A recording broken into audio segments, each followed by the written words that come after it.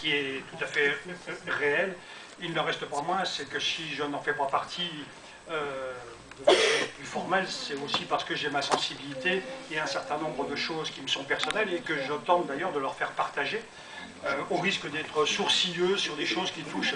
à des choses dont on vient de parler en termes de démocratie, démocratie participative, voire de démocratie représentative. Tout ceci, ce sont des choses auxquelles personnellement je suis extrêmement attaché, pour ne pas dire beaucoup plus, qui me fait réagir sur tout et sur n'importe quoi, et sans m'en excuser auprès des communistes qui ont pris en mauvaise part cette semaine ce que j'ai pu dire sur un certain nombre d'utilisations de moyens municipaux. Eh bien, c'est que j'ai envie de dire, qui aime bien châtie bien. Ceci étant, j'ai envie que tout le monde soit, de ce point de vue, dans cette collectivité, exemplaire sur la façon d'utiliser les deniers publics, et tout le monde s'en retrouvera que beaucoup mieux. Et j'ai des exemples comme ça, malheureusement, qui nous font, je dirais, devoir aller plus loin dans ce qui paraît, de mon point de vue, quelque chose qui soit plus respectueux d'une certaine éthique. Alors, on peut paraître psychorigide dans ces cas-là, mais pour autant, c'est la façon dont j'ai d'être sur ces valeurs en tant que conseiller municipal indépendant. À ce titre, je suis aussi à m'intéresser à un certain nombre de sujets sur cette ville, et entre autres les sujets liés à l'intercommunalité. Ce que l'on vient de dire sur le Grand Paris, sur ce qui s'y est passé, le nombre de gares qu'il y a, qui traversent la Seine-Saint-Denis, mais aussi pour une qui nous intéresse plus particulièrement parce qu'elle n'est pas si loin que ça et qu'elle se trouve être dans le Val d'Oise, qui est celle du triangle de Gonesse. Eh bien aujourd'hui, on a des craintes d'une répercussion d'un projet pharaonique qui devrait s'implanter autour de la gare du triangle de Gonesse, c'est-à-dire à vol d'oiseau à 4 km de PSA, un complexe qui soit de portée internationale sur le plan touristique, mais aussi sur le plan local, qui serait un complexe dans lequel seraient intégrées près de 500 boutiques et une piste de ski. Donc, quand on dit cela, c'est la cerise sur le gâteau, c'est pour montrer l'impact et l'ampleur d'un projet de cette nature, aux répercussions qui seront forcément régionales, qui toucheront les communes avoisinantes, dont la commune d'Aulnay. Et comme je suis aussi un grand défenseur et à la mise en place la plus rapide possible d'une intercommunalité qui nous permette de défendre un certain nombre de choses en commun et de les porter, eh bien il se trouve qu'aujourd'hui, eh bien, ce projet du triangle de Gonesse, dénommé Europa City, nous inquiète au sens de ce que peut-être demain des villes qui soient des villes mortes, au sens que le commerce de proximité de centre-ville risque de disparaître quand on verra un tsunami commercial se mettre en place et dévaster le cœur de nos villes. C'est le sentiment que l'on en a. Peut-être qu'on nous fera la démonstration du contraire, et c'est par cette plaquette que l'on va vous distribuer, parce que André Puzon, qui est au fond de la salle, au titre d'Aulnay Environnement, eh bien, vous convie, comme moi, à venir à une réunion que l'on organise à Chanteloup le 11 février,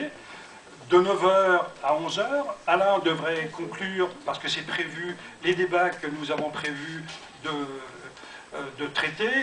Deux débats d'importance, c'est l'utilisation et la conservation des terres agricoles, et je pense que nos amis du Val d'Oise sont les gens les plus appropriés pour nous dire ce qu'ils pensent de ces terres agricoles, mais pas seulement, parce que je pense que tous les écologistes qui sont dans cette salle auront des choses à dire en termes d'urbanisation de terres agricoles, et donc d'avoir une production agricole qui soit de proximité tant faire se peut, en regardant aussi comment l'urbanisation dans l'Est parisien peut se faire. Et d'un autre côté, personnellement, j'animerai la deuxième table ronde qui touchera à l'urbanisation de ce triangle de Gonesse et l'urbanisation de l'Est parisien pour être au sens un peu plus large, et de tous les moyens de transport et de liaison qu'il peut y avoir pour desservir cette gare du triangle de Gonesse en passant du RER D au RER B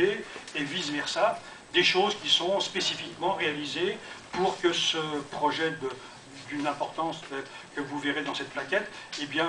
soit revu de notre point de vue, à minima, voire ne se fasse pas du tout, mais disons que ça sera un débat qu'il nous faut savoir mener, initier, sur lequel il nous faut entendre toutes les positions possibles, voire divergentes, mais au moins que ça apporte à la démocratie dans ce domaine-là, on aura fait, de notre point de vue, œuvre utile. Charge à nous, après, de voir comment les contre-pouvoirs que nous sommes en situation de pouvoir peser sur l'endroit où se prennent ce type de décision. Et aujourd'hui, pour être très franc, on marche à tâtons. On espère, bien sûr, au travers des élus de la région, une révision du SDRIF qui, entre autres, sur ce projet, intègre, je dirais, beaucoup de choses, sauf ce projet précisément. Mais on sait aussi que si l'intercommunalité dont je vous parlais tout à l'heure était déjà mise en place et entre autres recouvre les villes du CEPFA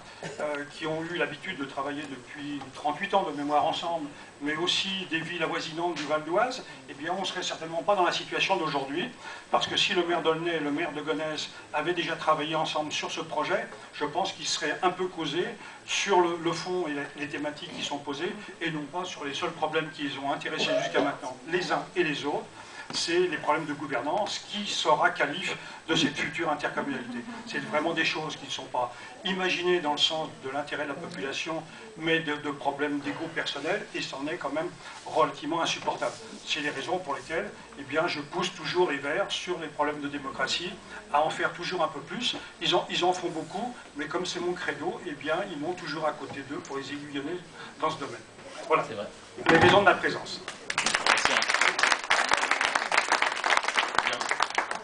Je vous propose qu'on passe, non pas aux choses sérieuses, parce que ça voudrait dire qu'on n'a pas été sérieux, mais ce qu'on a préparé là-bas. Luc, il me dit, est-ce qu'il y a encore des questions? On a toujours peur qu'il y ait une question qui